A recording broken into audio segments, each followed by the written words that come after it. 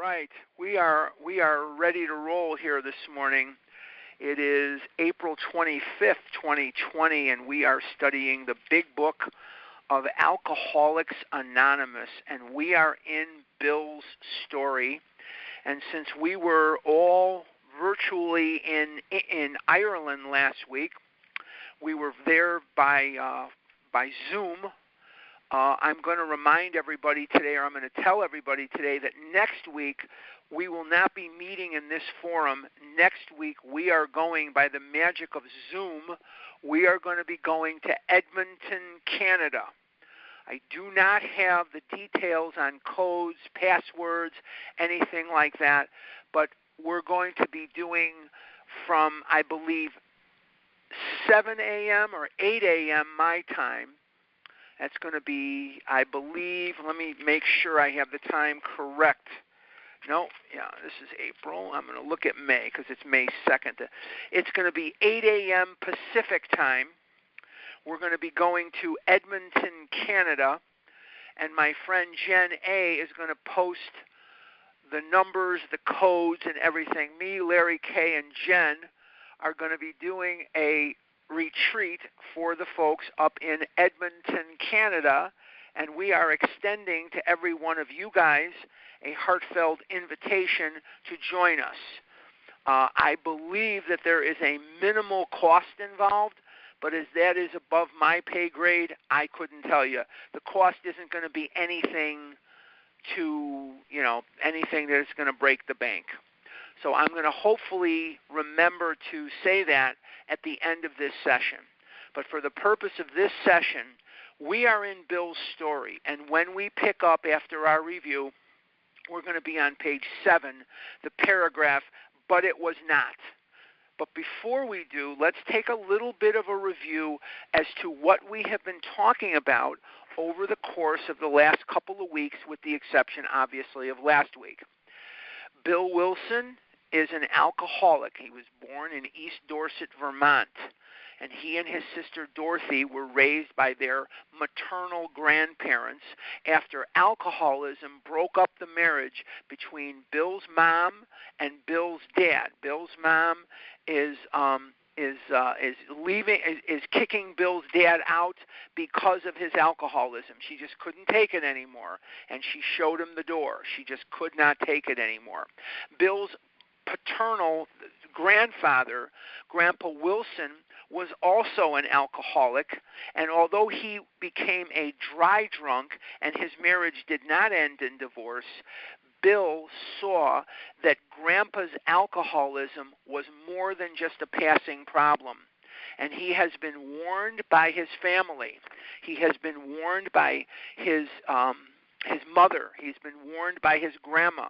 He's been warned by everybody he could possibly be warned by not to drink. And he goes into World War I. And while there, he was assigned to Plattsburgh, and he discovers liquor. And in the midst of the excitement, he discovers liquor. And what does he find? He finds that liquor can do something for him that nothing else seems to do. And that is, it gives him an instant sense of ease and comfort that comes about as the result of drinking the liquor. In other words, liquor was not a problem for Bill Wilson. Liquor was the solution to the problem. And as a solution to the problem, Bill found that he could turn to liquor. He could drink liquor, and he could feel better instantly. It says on page 1, it says, "I forgot the strong warnings and prejudice of my people concerning drink." And that was what we were just talking about. Then in that same paragraph, at the last sentence, it says, "I was very lonely," and again turned to alcohol. It does not say I was very thirsty and turned to alcohol. It does not say I just really like the taste of liquor and I drank some. It doesn't say that. What it says very simply is, I was very lonely and turned to alcohol. And you will hear me say this a lot, and the reason I say this a lot is because I feel this is very important. The reason we study Bill's story is to identify with Bill Wilson. We want to identify, and that's why. It's not about gathering information, although that's some of it. What we're really talking about here is, can I, excuse me, can I relate to the way Bill thinks? Can I relate to the way Bill drinks? And can I translate that to the way I used food? And for me, I can. And what we see in Bill Wilson is that liquor starts to rear its ugly head. His alcoholism starts to rear its ugly head. He is turning in a failing grade on his law exam. He does finally pass the bar, but he never practices. But it says here, I nearly failed. He doesn't say he failed. But food started to dictate every single thing about my life. My entire life was dictated to by my illness, and I could not dream the dreams. I could not share the aspirations of others because I knew in the back of my mind that I could not be trusted not to drink. I could not be trusted around food, and I knew I couldn't live in the food, and I knew I couldn't live without the food. And as I started to say before, for Bill Wilson, liquor was not so much the problem, but it was the solution to the problem. And for me, that's very true. See, food was never the problem. If food was the problem, losing weight would cure me. If food was the problem, going on a diet would cure me. And not that I have a cure here in Overeaters Anonymous, but I have a one day at a time reprieve.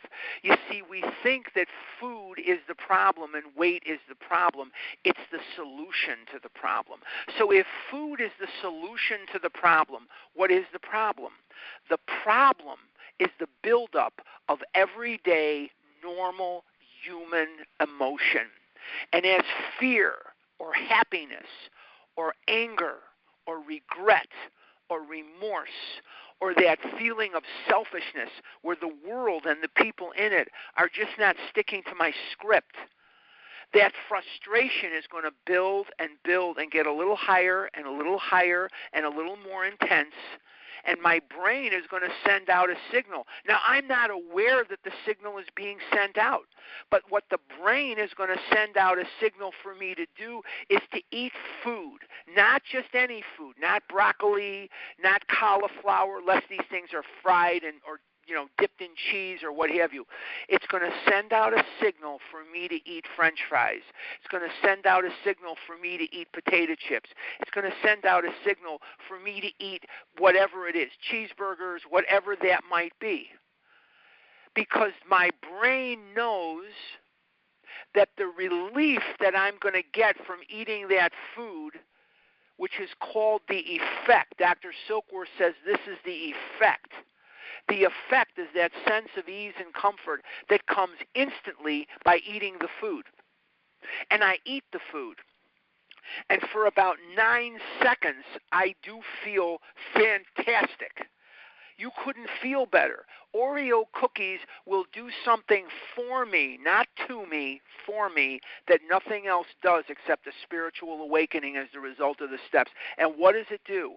It gives me an instant sense of ease and comfort, and it changes my perception of reality. Oreo cookies will change my perception of reality.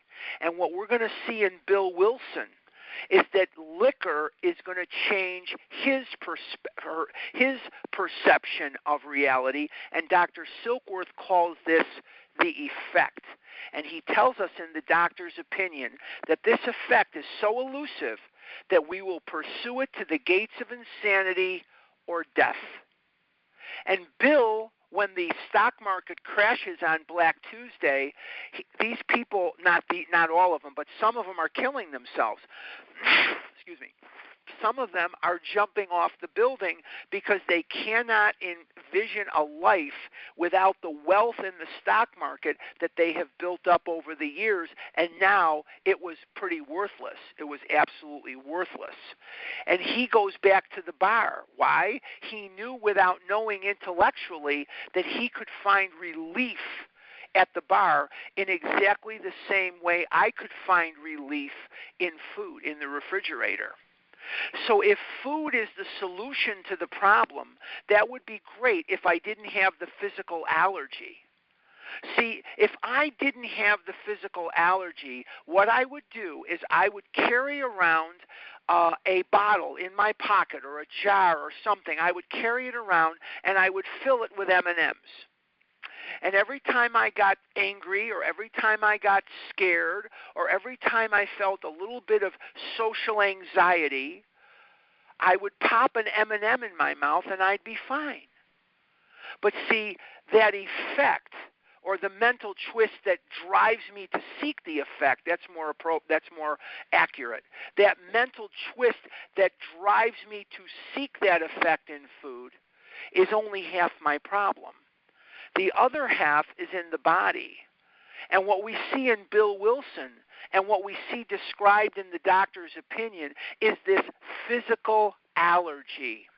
And what that allergy is an adverse, abnormal reaction to a food, beverage, or substance.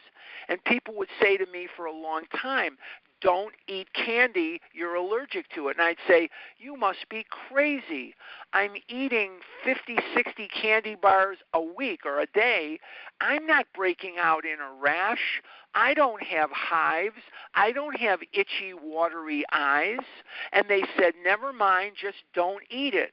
And I looked up this word allergy in a very archaic form of information. I looked it up in something called the dictionary. And if you're too young, you don't know what a dictionary is, you can Google dictionary. And in this dictionary, I found several definitions for this word allergy, and one of them fit me exactly. It said, an adverse, abnormal reaction to a food, beverage, or substance. Now, my reaction to chocolate, my reaction to fried foods, my reaction to bread, my reaction to certain foods, cheeses, different things like that, artificial sweeteners, sugar, for me, I'm talking about for me. Not all of us are the same. There's many people listening to my voice now and many people that are going to listen to my voice on this recording that can eat some of these things safely. As we are different from normal eaters, we are also often different from ourselves, from each other, from each other. So I can't eat those things, but maybe you can, but that's okay. And any description of the alcoholic which leaves out this physical factor is incomplete. So we see Bill reacting to the liquor that once he starts drinking, he cannot stop. He cannot stop. And where do we see this best illustrated? We see this best illustrated on page 6. He says, one day I walked into a cafe to telephone. In no time, I was beating on the bar, asking myself how it happened. As the whiskey rose to my head, I told myself I would manage better next time, but I might as well get good and drunk then. And I did. What caused Bill to take the first drink? The mental twist. What caused Bill to beat on the bar and say, where's my other beer? Where's my other drink? The physical allergy. So can I relate to the way Bill thinks? Yes. Can I relate to the way Bill drinks? Yes. So I can identify in with Bill Wilson. Now, Bill also illustrates beautifully in his story the progression of his illness. And if you remember back, except for last week, the last few weeks, we have talked at length about the progression of Bill's disease. And I have pointed out in every situation, Bill is drinking more and more and more and more as time goes on. And there are 3 characteristics of this disease that are taught to us by Peabody in the Common Sense of Drinking, which became our chapter 3, more about alcoholism. And what did Peabody teach us? He teaches us that the disease is permanent. It's permanent. A man of 30 was doing some spree drinking in chapter 3. What happened eventually? He died. He was dead within 4 years. The disease is progressive. It gets worse over time, never better. And we see the progression in Bill's disease. Can I relate to it? You bet. And what is the third part about the disease? It's permanent, progressive, and it is fatal. If you are a compulsive overeater like me, and you have this physical allergy, and Bill had the allergy, and you have this twist of the mind, and Bill had that twist of mind, and so do I, and I have the allergy, then we are biologically pre-programmed to destroy ourselves with food. Bill was pre-programmed to destroy himself with liquor. I am pre-programmed by biology to destroy my life with food, unless I am acted upon by an outside force. So if I can't eat because of the allergy and I can't keep from eating because of the twist of the mind, I'm powerless over food and my life's unmanageable. Step one. So what's a fella to do? If I can't eat because of the allergy or the twist of the mind, can't keep from eating, then I have to have a spiritual awakening as the result of the steps. And if I have a spiritual awakening as the result of the steps, and if you were with us last week in Ireland through the magic of Zoom, or you've been with us over the last couple of weeks, you know that this is the only way for us to recover. And what the spiritual awakening will do for me is to do for me what the food did for me with none of the devastating side effects. So what we're doing is we are substituting the effect of the food, the effect of the Reese's peanut butter cups, for the effect of the spiritual awakening. That's what we're doing. Now, Bill doesn't know any of that yet. Now, Bill is drinking more and more and more and more, and he's dying. He's 40 pounds underweight. His liver is distended. He can't eat food. He's got alcoholic gastritis. So his brother-in-law, Dr. Leonard Strong, who married Dorothy Wilson, he is Bill's last hope because he liked Bill through everything when no one else did. And Bill's mother are going to put him in a hospital. Just any hospital? No. Is it odd or is it God? And on the page 7 that we're studying today, we are beginning to see the hand of God in all things related to alcoholism. What we are seeing is an introduction between Bill Wilson and Dr. William Duncan Silkworth. And William Duncan Silkworth is observing these drunks, these people having problems with liquor. Some of them are alcoholic and some of them are not. But in 10% of the people that he sees coming through, he sees that they have this penchant, this allergy to drink more and more and more and more once they've started. And they can't leave it alone no matter how great the necessity or the wish.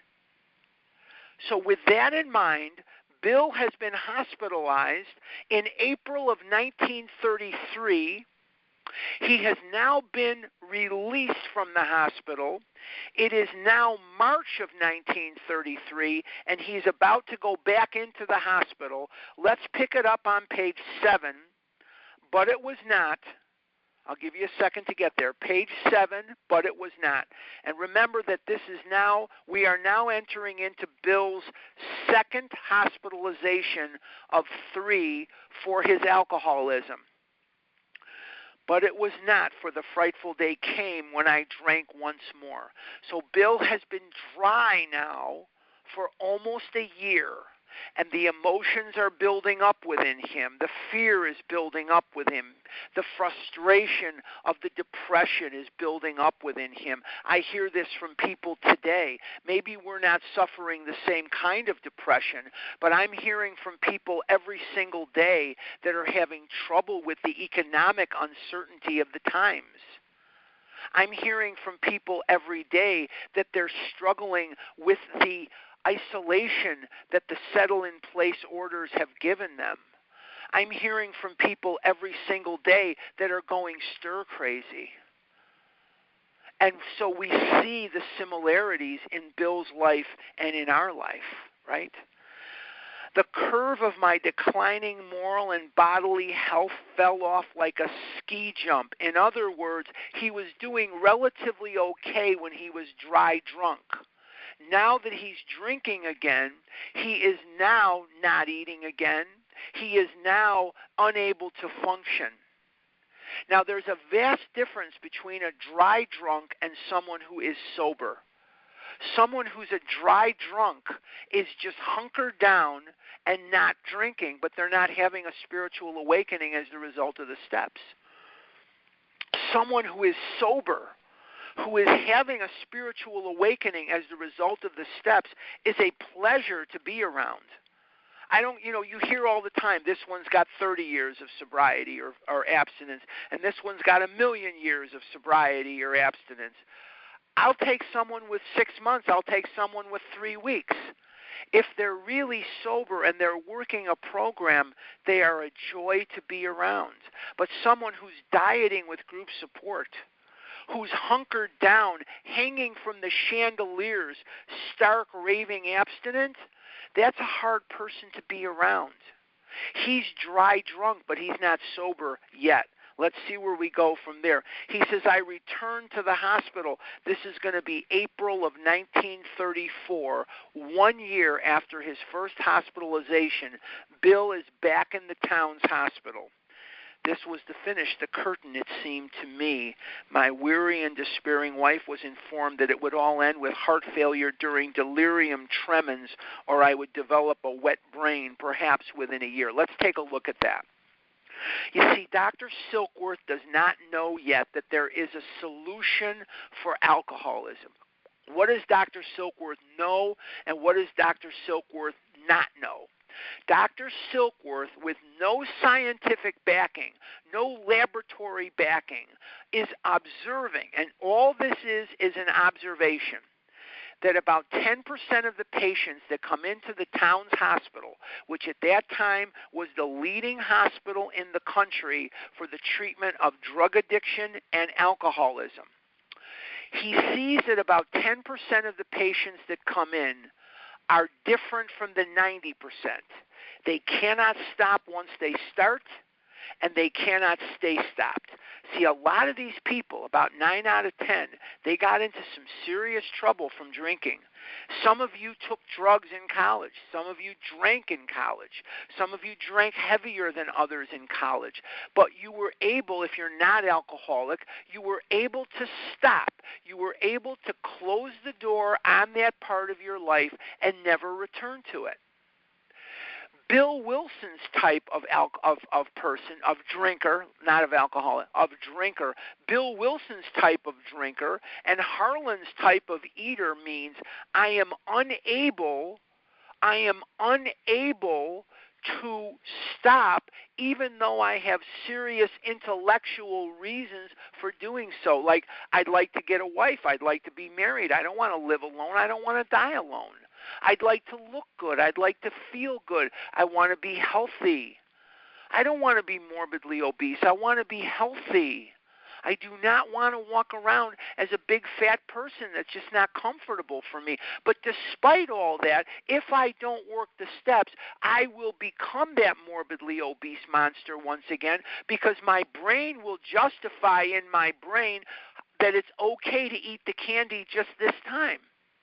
And Dr. Silkworth, through sheer observation, is saying these people are different, and now that he has seen Bill for the second time, he's able to piece together through gut instinct that Bill is one of these people that is an alcoholic. Now, I just told you there were things that Bill knew and things Bill did not know. What did he not know?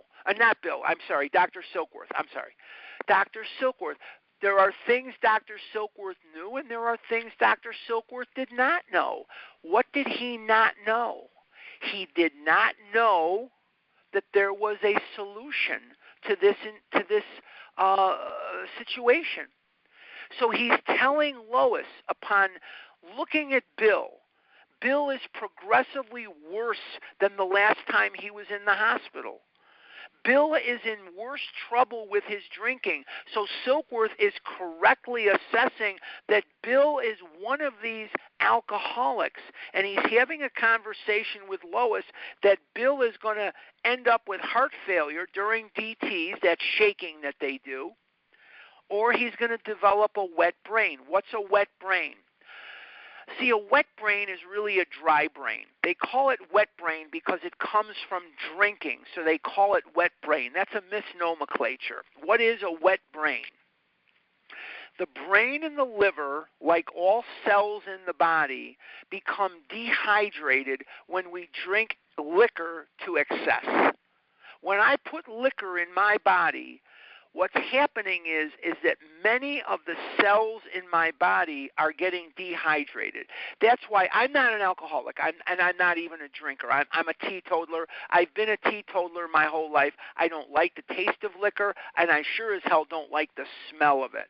And I sure as hell, if I'm going to consume calories, I'm going to consume food. Call me crazy. I'd much rather get high and drunk from McDonald's French fries than I want to get high or drunk from drugs or liquor. I've never really tried drugs, but I'd rather get high on McDonald's French fries. But what's happening there is that's why these guys wake up and it's like they swallowed the Sahara Desert. And the first thing they need to do is drink something. Sometimes it's liquor, sometimes it's not. But they're very thirsty because they're dehydrated. Well, the brain and the liver do not rehydrate themselves. They don't have the cells in the brain and the liver do not have the ability to rehydrate themselves. And so what happens over time, when you suck enough of the moisture out of the cells of the brain, it can no longer function. And when it cannot function anymore, a wet brain is like a vegetable. Really and truly, it's like being a zucchini. They get you up in the morning. They change your diaper from the night before.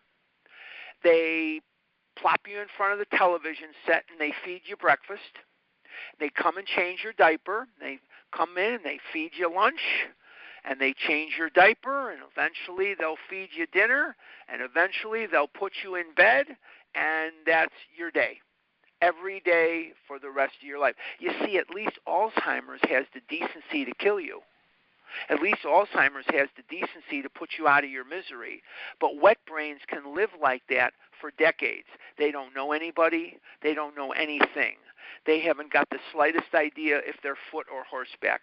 And for the families, it is an absolutely nightmarish way to live.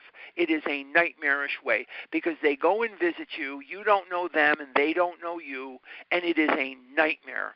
And this is what Lois Wilson is being presented, that he's either going to die or he's going to become a wet brain.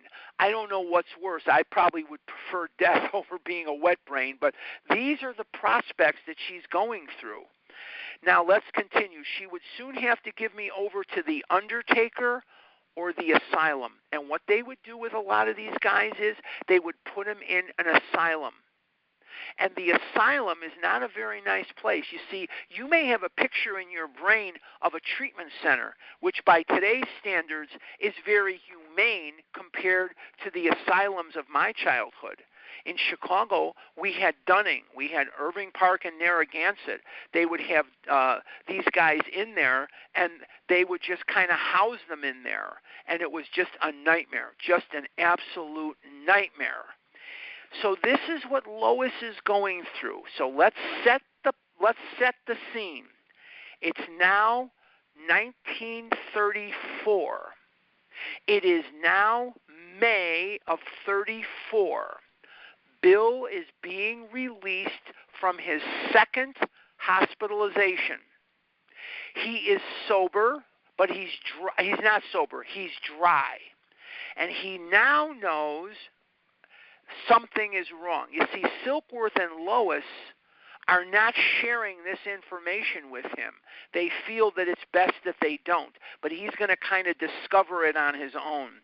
They did not need to tell me. I knew and almost welcomed the idea. Page 7, very, very bottom. Now he's going to discover in his house some pamphlets for asylums that Lois is considering putting Bill in.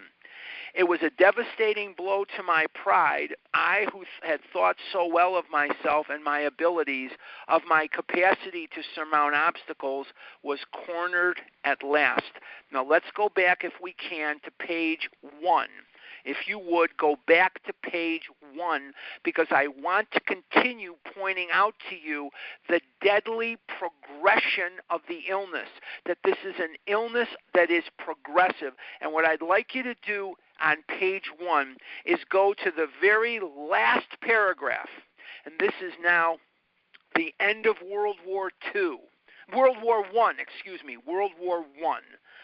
22, if you're with me on page 1, 22 and a veteran of foreign wars, I went home at last. I fancied myself a leader, for had not the men of my battery given me a special token of appreciation? My talent for leadership, I imagine, would place me at the head of vast enterprises which I would manage with the utmost assurance. So here's Bill coming out of World War I. He is married. He is confident.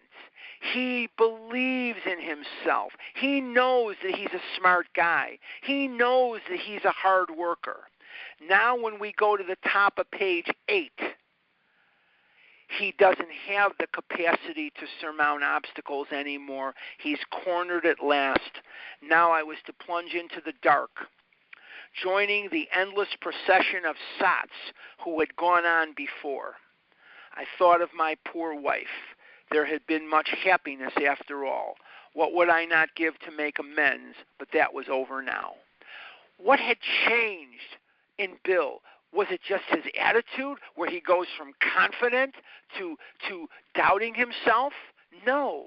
What had changed is he cannot believe in himself because he knows in his mind that he cannot live with liquor and he cannot live without liquor. And that is exactly where my disease will take me. It says in the doctor's opinion that we lose confidence in ourselves. Who wouldn't lose confidence in ourselves when everything we've ever told ourselves was a lie? That we could accomplish certain things, yes. And if I got to know some of you, if I got to know you, and I know some of you are a judge, or some of you are lawyers, and some of you are people who run businesses where you straighten out people's closets, or you run a business where you are whatever it is you are, I don't know, or you work for a nursing community of elderly patients, and you provide an extremely vital service to the community around you. But I know one thing you can't do. You can't just eat one whatever, fill in the blank. You can't just eat one bagel. You can't just eat one Dorito, one peanut butter cup. You can't do it because of the physical allergy. And you can't stay out of it because of the mental twist. You are, as a group and as individuals, as amazing as Bill.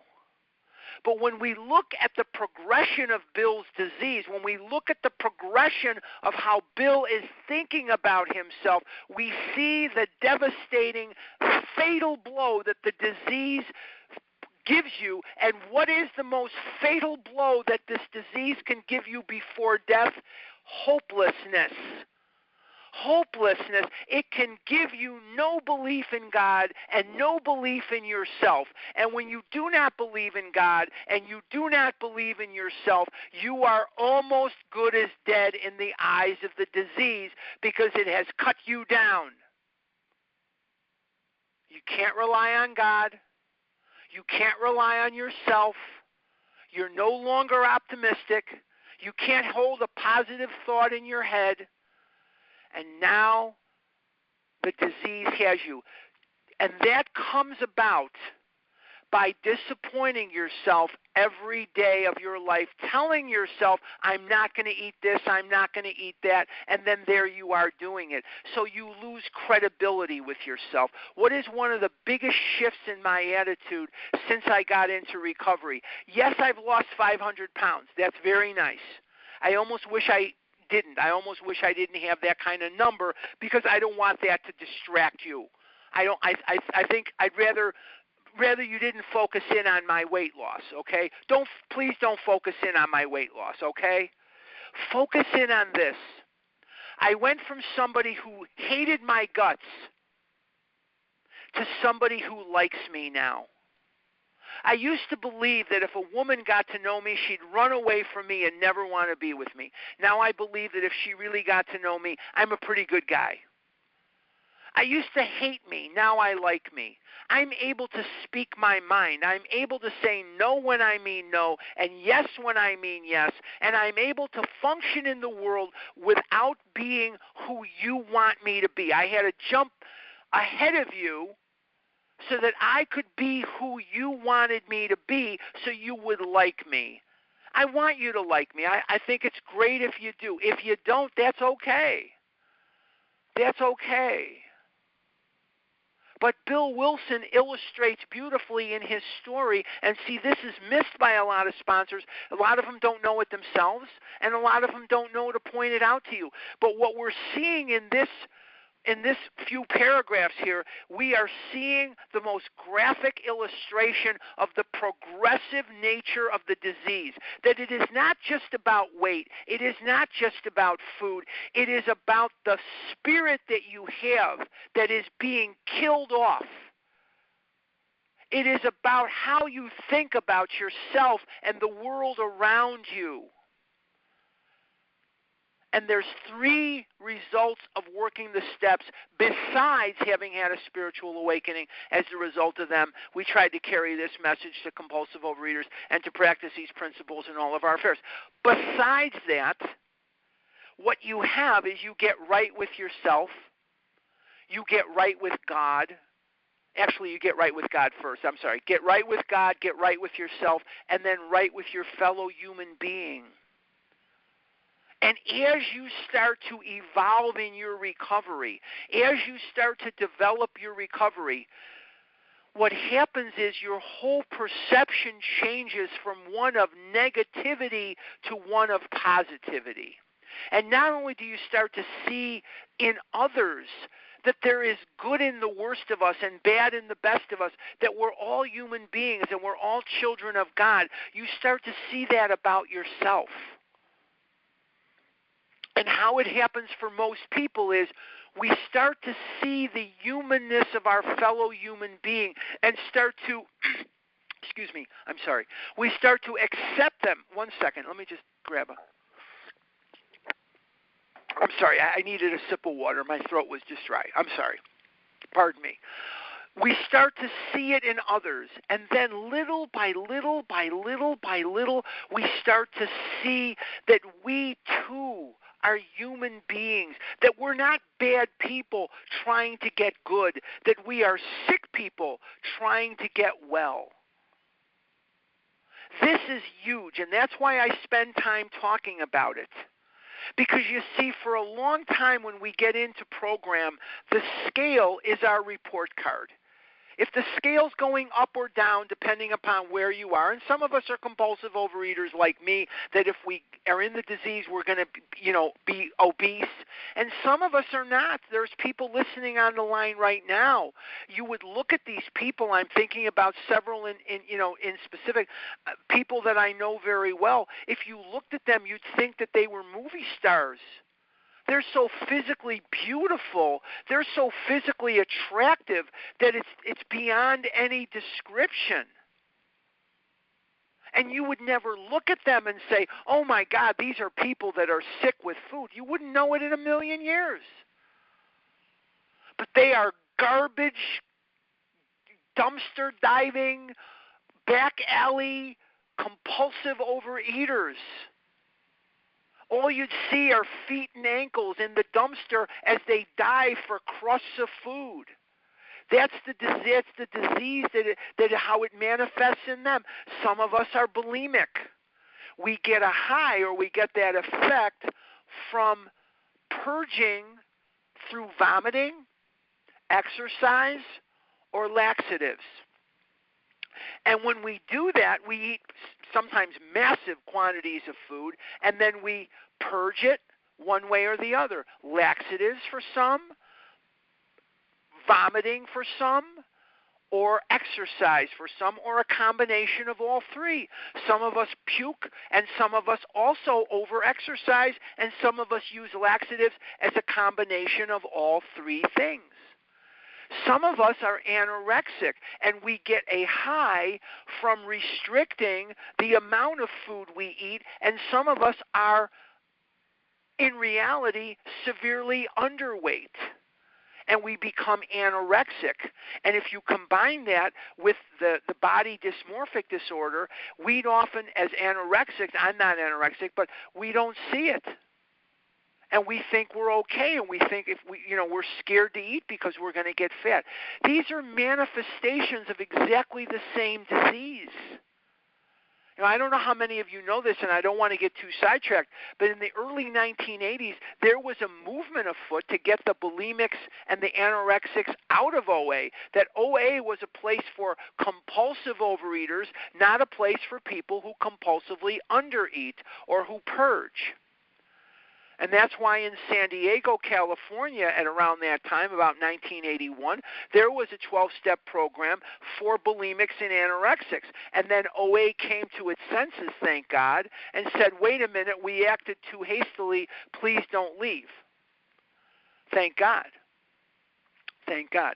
But on page 8, we can see the progression of the disease, and we see the progression in a parallel way from the actual getting drunk itself. This is the result of getting drunk, yes, but we're not talking about him consuming liquor here. We're talking about Bill and the way he thinks about the world and the way he thinks about himself. Remember again, and I know I repeat myself, but I feel I must, because our brains are brains that are designed to forget it. Remember, we have a mental blank spot, which is the built-in forgetter.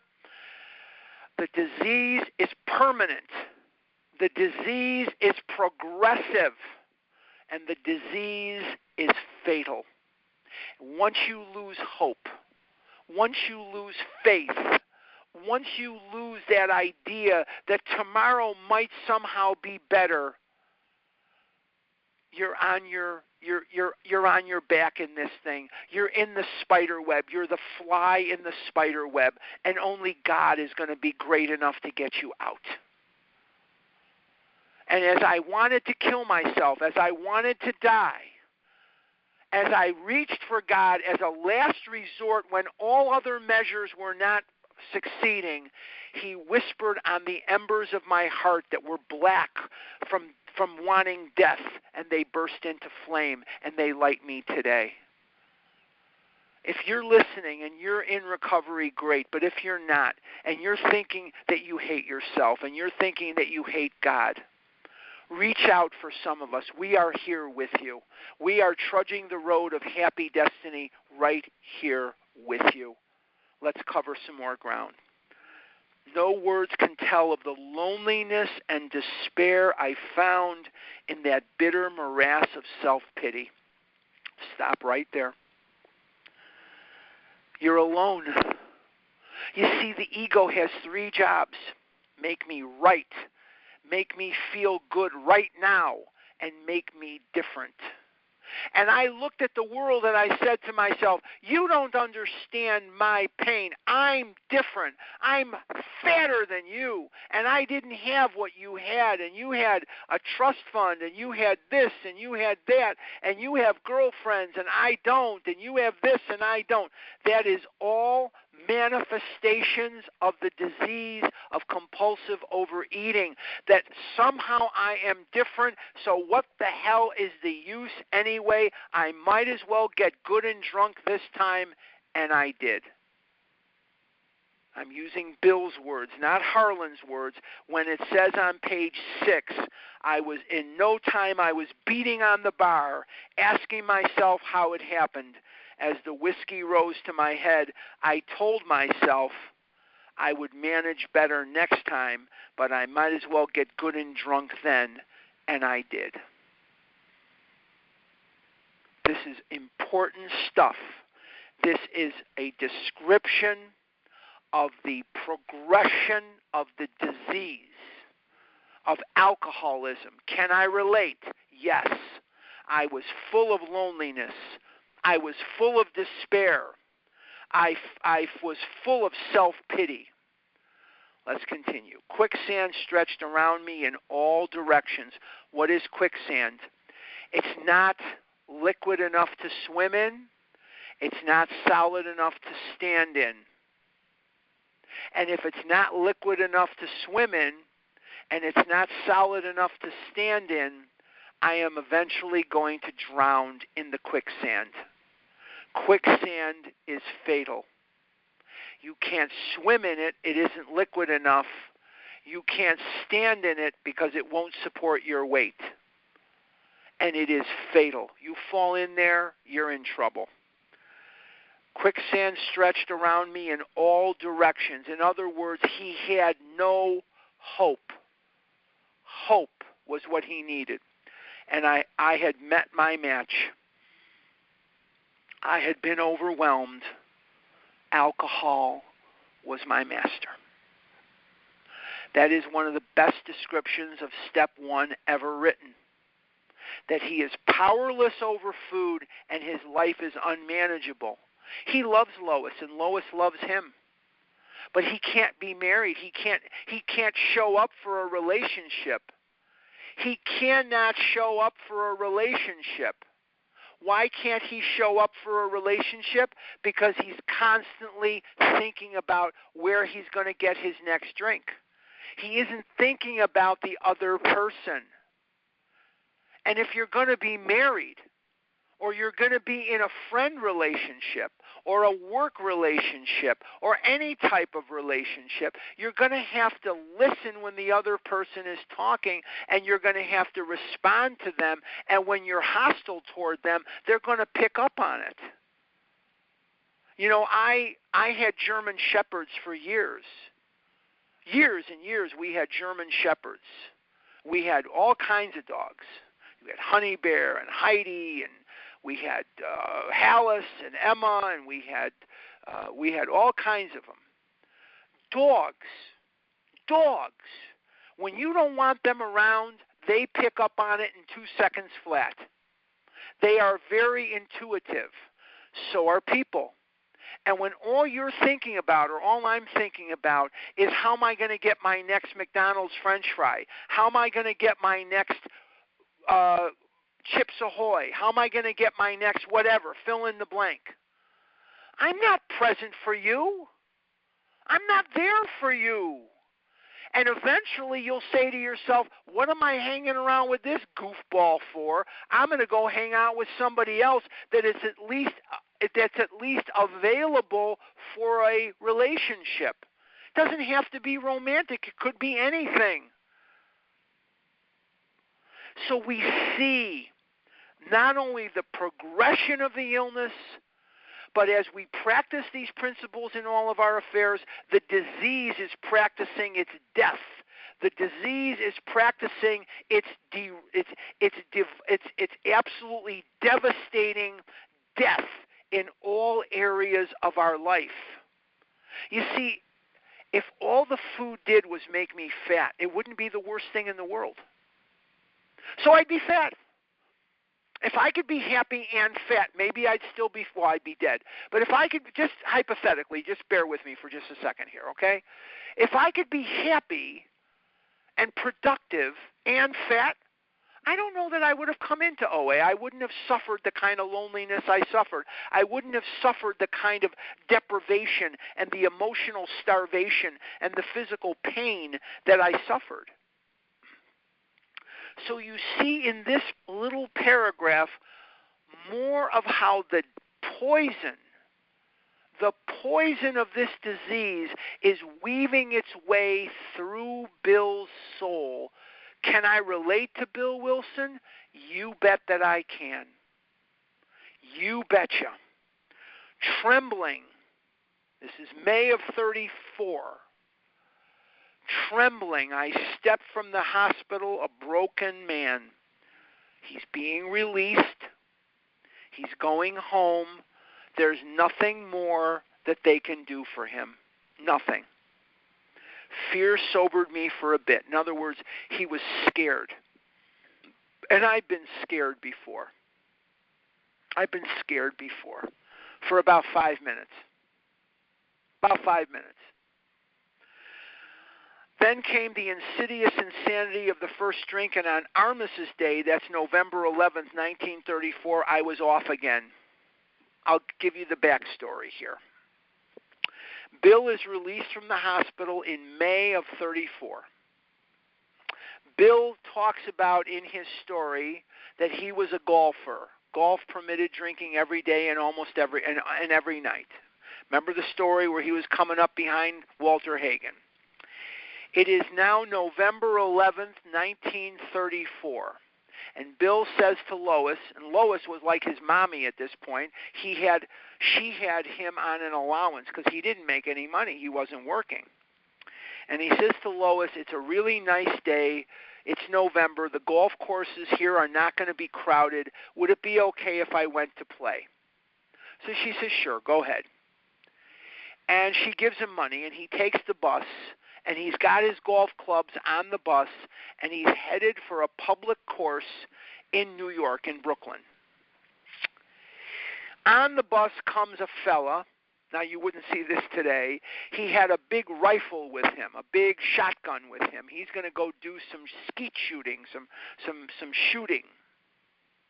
And Bill and him are at the back of the bus, and they're having a conversation. And all of a sudden, the bus breaks down.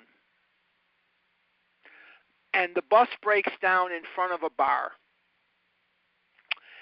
And Bill is telling this man at the bar and on the bus about alcoholism ruining his life. Ruined his life. He couldn't get past the liquor.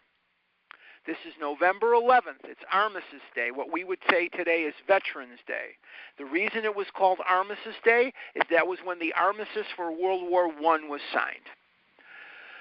So in those days, everybody was in the Army except the 4Fs and certain other people.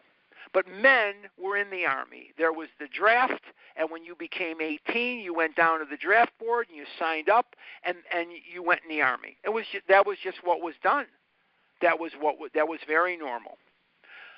Unless you were sick, you're 4F, or unless there's some extenuating circumstance why you don't have to be in the Army. Okay. So they're sitting at this bar, and Bill is telling this guy stories about how he was in the hospital for drinking. And the bartender comes over, and he says, were you guys in the service? And Bill says yes, and the other guy says yes. So he puts down 2 beers, one for each of them. Free beer. It's Armistice Day, one on the house. Bill gets so drunk, and the guy says to him, are you crazy? After everything that you're telling me, how in the world can you drink liquor? How in the world can you put liquor in your mouth? And by that time, Bill's mental twist had convinced him it was okay to have 1 beer. After all, he was just going to have 1, right? How many times did I say to myself, I'm just going to have 1. I'm just going to have some. I'm just going to have whatever. And then I would end up eating the grocery store. Okay? And Bill is in this bar with this guy getting soused. Now he's got to go back to Lois. And he's got to tell Lois what happened because the money that she gave him to golf was swallowed up by the bar. And it was lucky he had enough to get home. So here, once again, I'm not even going to focus here on what Lois is thinking. Let's consider what Bill is thinking here. Coming back, tail between his legs, Lois couldn't have been nicer. She gives him money for golf. And what does he do? And she don't want to hear the story about the bus broke down and we were in front of a bar. She don't want to hear that. She knows that he has been hospitalized twice, and that Dr. Silkworth has told him in no uncertain terms, you must not drink liquor again. And how many doctors told me not to eat candy? How many doctors told me not to eat whatever, fill in the blank, cookies or fried food or dessert, whatever that is? How many times was it frustrating for my mom and dad to see that all the money that they spent on doctors and all the money and all the worrying that they did about my weight did no good? It did no good. And here's Bill Wilson coming home. Can I relate to Bill? You bet that I can. You know that I can. I was off again. Everyone became resigned to the certainty, not the suspicion, not the possibility, not the chance, not the probability, the certainty that I would have to be shut up somewhere or would stumble along to a miserable end. And Bill is without hope. It doesn't matter how many times he's been hospitalized. It doesn't matter how strongly the warnings of his people not to drink are. It doesn't matter that Dr. Silkworth is a wonderful man, and he's telling Bill in no uncertain terms, Bill, you've got to not take the first drink. And Bill is agreeing not to do it. And Bill knows that when Dr. Silkworth finds out, if he finds out that Bill was drunk again, he's going to know that Bill took that first drink and that he's lied to another person. And what Bill eventually does is he gets very hopeless, just like me and maybe just like you. Can I relate to Bill Wilson? You bet that I can. How dark it is before the dawn. In reality, that was the beginning of my last debauch. Debauch is a binge or a relapse.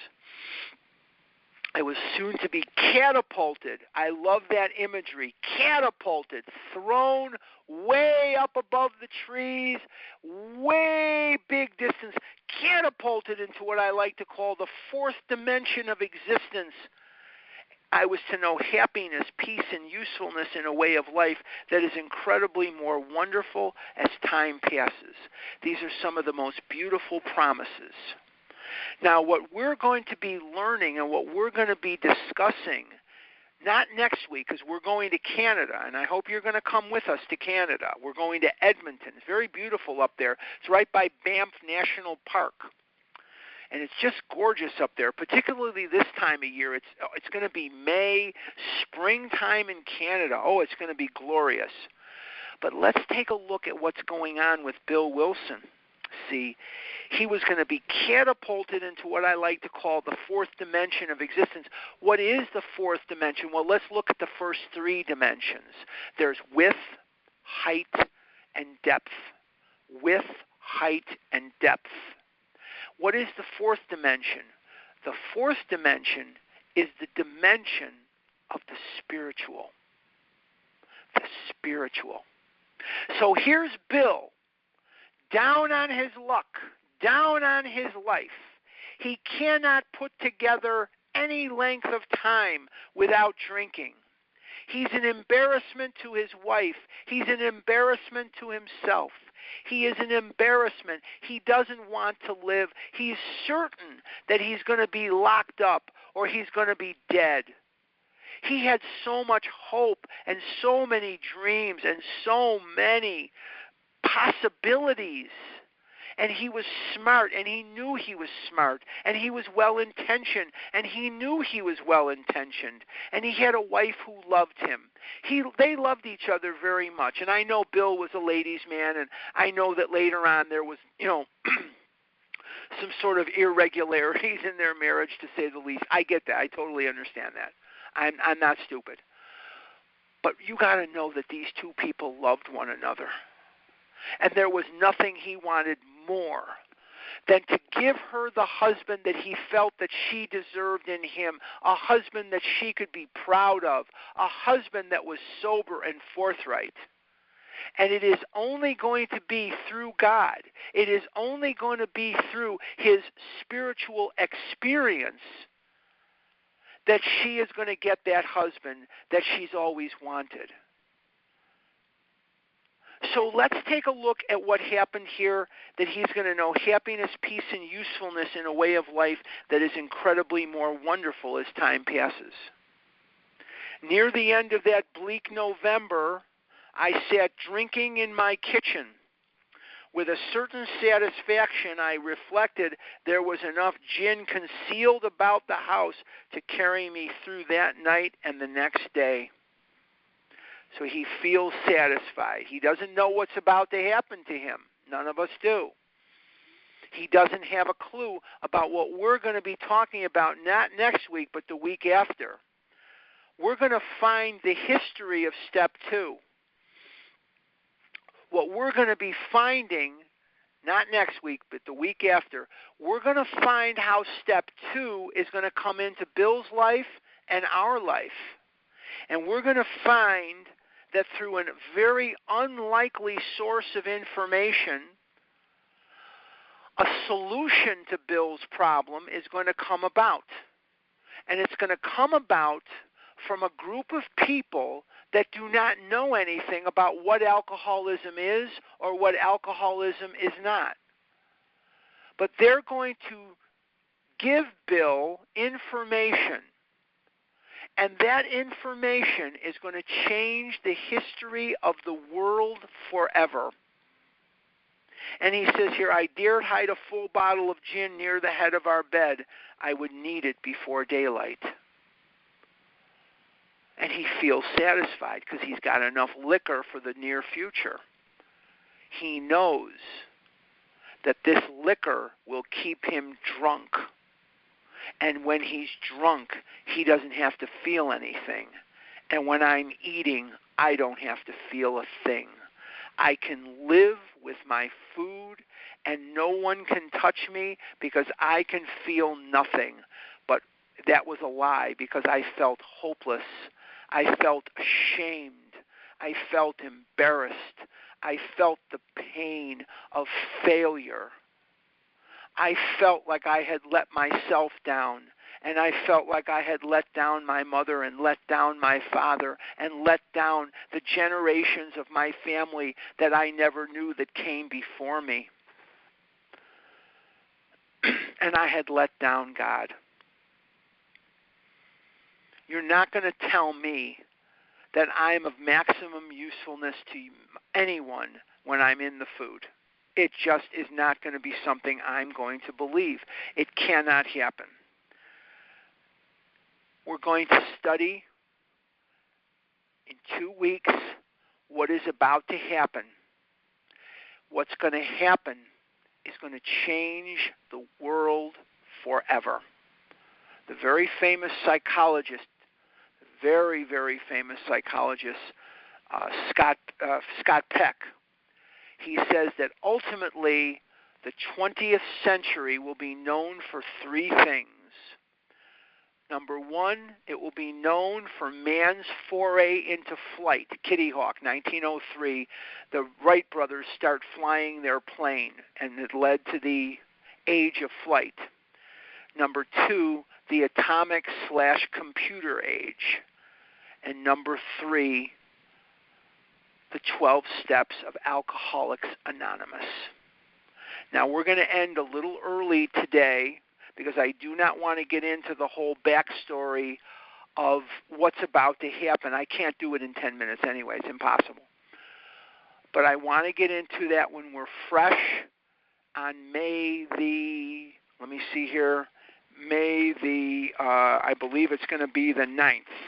And I'm going to give you the story of how God is going to enter into the heart and soul of Bill Wilson, and he's going to change the history of the world forever through unlikely sources, unlikely people. And we're going to see a confluence. What is a confluence? A confluence is when 2 rivers come together. We're going to see step 1, the problem, and step 2, the solution. and they're going to come together in Bill Wilson. Now, we do not know if Bill Wilson is the first person in the world to get this information. We do not know that. But what we do know is we do know that Bill Wilson is going to be the very first person in the history of planet Earth to take this information and move it forward. He's going to take it and move it forward. Okay, what we're going to do this morning is, once again, I'm going to tell you that next week, mark your calendars, we will not be meeting like we're meeting today. At 9 a.m., I believe that is Eastern Time or Central Time. I know the times. I'm going to give you Pacific times because the Pacific time is what I do know. 8 a.m. Pacific time. That's for you guys in the Midwest, that's 10 a.m. For you guys out east, that's 11 a.m. For you guys on the West Coast, that's 8 a.m., just like me. And for Maria and all the people that are in either Ireland or England or the people on British Standard Time, that's going to be 8 and 8 is 16.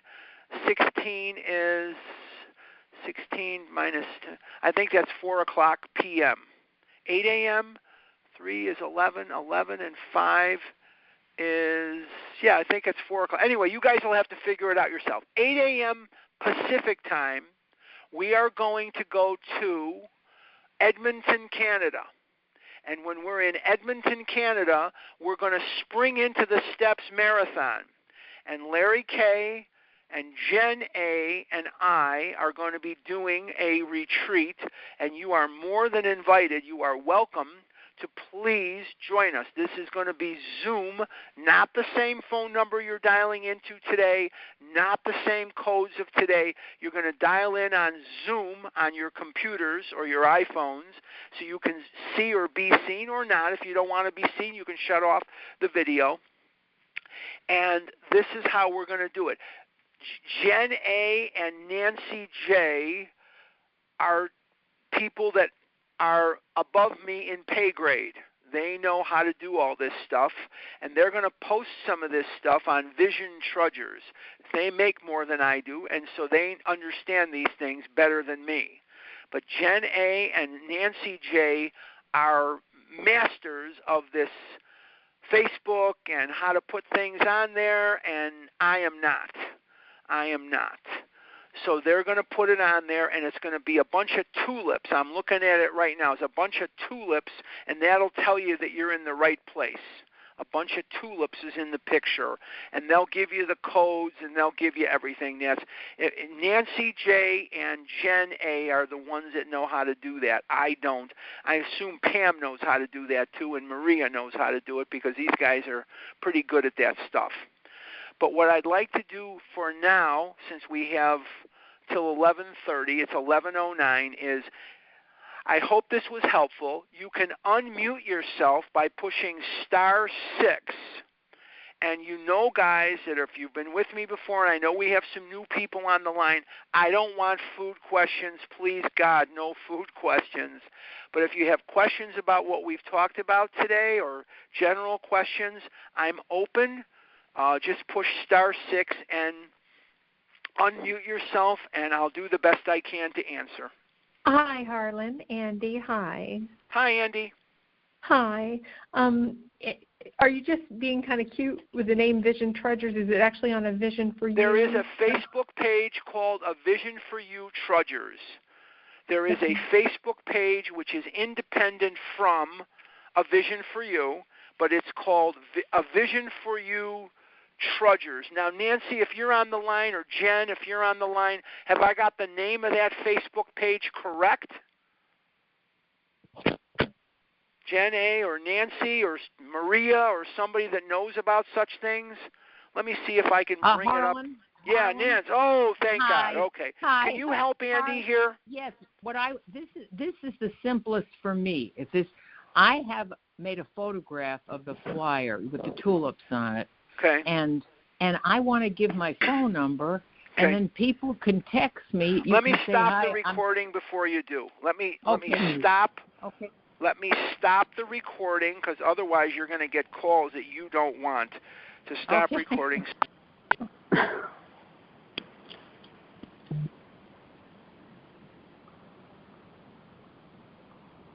Harlan? Harlan, we've lost you. Harlan? Harlan? Harlan?